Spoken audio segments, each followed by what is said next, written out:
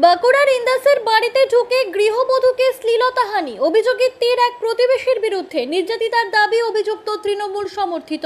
তাই থানায় অভিযোগ জানাতে বাধা দেওয়ার অভিযোগ তৃণমূলের বিরুদ্ধে। গতকালকেই পুলিশ সুপারের দ্বারস্থ হয়েছিল নির্যাতিতা।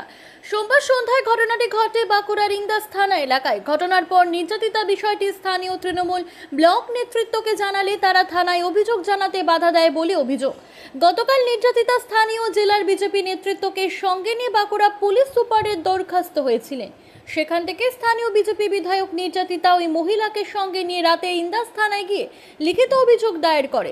অভিযোগ দায়েরের মাত্র কয়েক ঘন্টার মধ্যে গ্রেপ্তার করা হয় তাপস বাগদি নামের এক ব্যক্তিকে। অভিযুক্তের বাড়ি নির্যাতিতা মহিলার গ্রামে।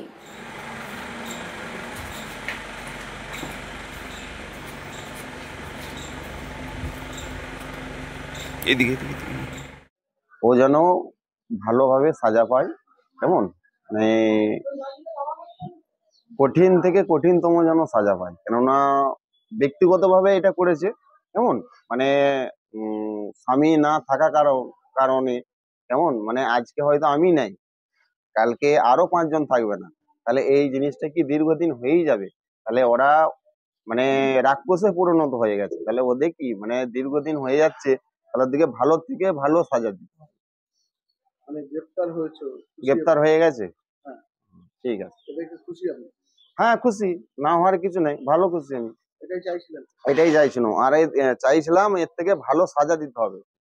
মানে ও প্রথম থেকেই বলছিল যে আমি এসব কিছু করিনি, বা মানে প্রথম থেকেই মিথ্যা কথা বলছিল। তাহলে আমি এই যে এখন গ্রেপ্তার হয়েছে, তাহলে এখন সত্যিটা উঠে আসবে, তাহলে সঠিকটা আমরা জানতে পারবো। বুঝতে পারছেন? আদালতের কাছে কিছু দাবি রয়েছে? আদালতের কাছে দাবি বলতে মানে আমার একটাই দাবি, যে পরবর্তীকালে এই ধরনের ঘটনা না যেন ঘটে।